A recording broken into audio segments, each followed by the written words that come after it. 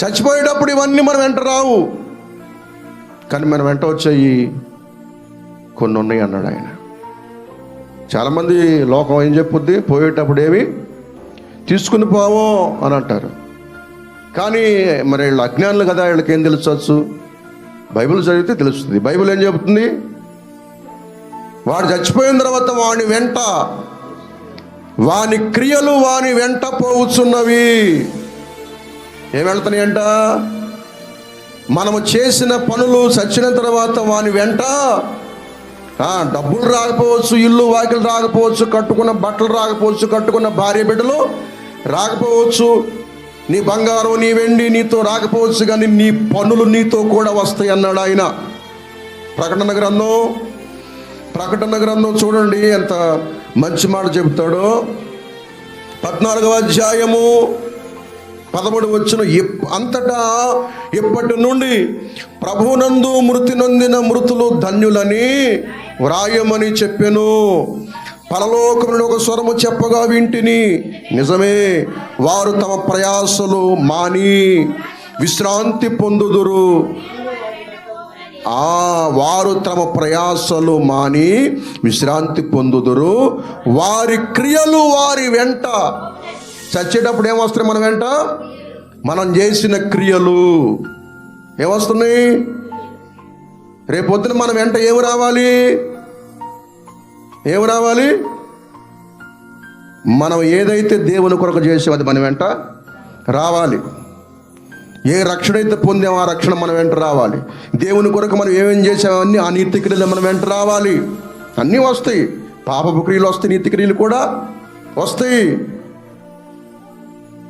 మన వెంట పోయిన తర్వాత కూడా వచ్చేవేమన్నా ఉండి అంటే మన క్రియలు. అప్పుడు పోయేటప్పుడు దేవునిలో మనం ఏమేమి చేసామో అవన్నీ మన వెంట వస్తాయి అన్నమాట. పరిశుద్ధత వస్తుంది, నీతి మన వెంట వస్తుంది, యథార్థత మన వెంట వస్తుంది, చేసిన ప్రార్థన మన వెంట వస్తుంది, దేవుని కొరకు ఇచ్చిన కానుకలను మన వెంట వస్తాయి, ఈ నీతి క్రియలన్నీ మన వెంట వస్తాయి. అట్లాగే ఒకడు పాపము చేసి దరిద్రం బతుకు చచ్చడంకో వాని పాప క్రియలు కూడా వాడబట్టే వస్తాయి. ఎక్కడి దాకా వస్తాయి అండి ఇవన్నీ? పాపపు క్రియలే కానీ నీతి క్రియలే కానీ ఒకని ఆత్మ వెంట ఎక్కడి దాకా వస్తాయి? మధ్యాకాశం వరకే వస్తాయి. ఎందుకంటే చాలాసార్లు చెప్పాను, మధ్యాకాశములో ఒకడు చచ్చిపోగానే మధ్యాకాశములో చిన్నపాటి తీర్పు వాని కొరకు ఉంటుంది. చిన్న తీర్పు ఉంటుంది. ఎందుకు ఆ తీర్పు? వాడు పరదేశకు రావాలా పాతాళానికి పోవాలనేదే చిన్న తీర్పు. అంటే అది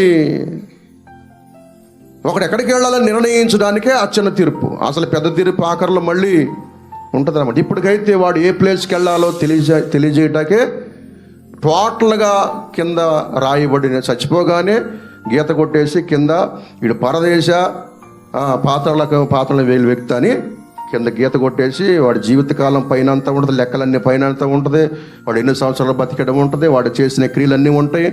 కింద గీత కొట్టేసి టోటల్ ఇస్తారు. ఆ టోటల్ చూస్తాడు దేవుడు, బాగా బతికాడురా వీడు, దేవుని కొరకు సాధించాడు, సంపాదించాడు, దేవునిలో ధనవంతుడయ్యాడు అనుకుంటే పరలోక ద్వారాలు, పరదేశి ద్వారములు వాడి కొరకు తెరవబడతాయి. ఈ 60 ఏళ్ళ 70 ఏళ్ళ జీవితం రాసేసి కింద గీత కొట్టేసి వీడు నరకానికి యోగ్యుడని రాయబడింది అనుకో, నరకానికి వెళ్ళిపోతాడు. మనతో పాటు వచ్చేవి క్రియలు. అందుకనే నేను ఏం చెబుతున్నానంటే, ఇక్కడ మనం సజీవులుగా బ్రతికి ఉన్నప్పుడు దేవునిలోనే ధనవంతులు అవ్వాలి. మనం దేనిలో ధనవంతులు అవ్వాలి? దేవునిలో ధనవంతులు అయితే ఈ పనులు ఉంటుంది మనం చేసినవన్నీ దేవుని కొరకు, ఇవన్నీ రేపొద్దున మనతో కూడా అక్కడికి వస్తాయి. అక్కడికి వచ్చిన తర్వాత మనం ఎక్కడికి వెళ్తాం? అప్పుడు ఆయన ఉండు స్థలమునకు మనము, ఆయన రాజ్యానికి మనం వెళతాం. పరలోక రాజ్యము, భూలోక సుఖము, ఈ రెండు దక్కాలంటే ఒక్కటే చెప్పాడు. ఏంటంటే అది దేవుని ఎడల ధనవంతులు. అక్కడికి వెళ్ళాలన్నా ఇక్కడ ఈ రాత్రి పోయి పగలు రావాలన్నా ఉదయం రావాలన్నా దేవుల్లో ధనవంతులు అవ్వాలి. ఏమిటి మన ధనం ఏంటి? ఆస్తి ఏంటి? మన ఆస్తి ఏంటి?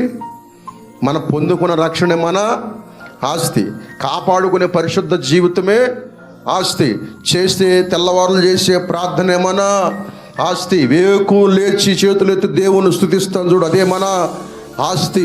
దేవుని కొరకు నేను అన్యాయం చేయను, నేను నీతిగానే ఉంటా అని నిలబడతాను చూడు, అదే మన ఆస్తి. దేవుని కొరకు నేను ఎక్కడ నటించను, నేను యథార్థంగానే ఉంటా అని చెప్పుకుంటాం చూడు, అదే మన ఆస్తి. దేవుని కొరకు ఇదిగో ప్రభువా నీది నీకు అప్పచెబుతున్నాను దేవునికి ఇచ్చుకుంటాం చూడు, అదే మన ఆస్తి. ఇవన్నీ మనల్ని ఏం చేస్తాయి అంటే ఇక్కడ సుఖ జీవితమును అక్కడ పరలోకము రెండింటిని సమకూరుస్తాయి అన్నమాట.